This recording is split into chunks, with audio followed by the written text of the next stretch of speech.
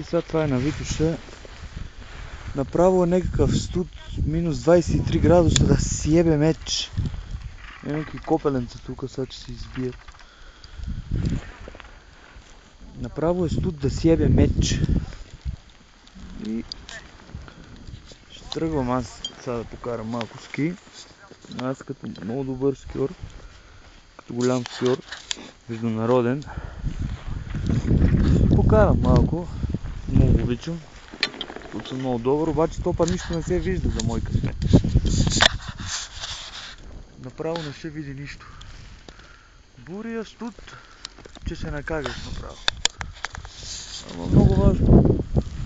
Все пак. Сега направо кой ми застане надолу, хай скиорчица, хай борчица, че ги правим чай да пият всички.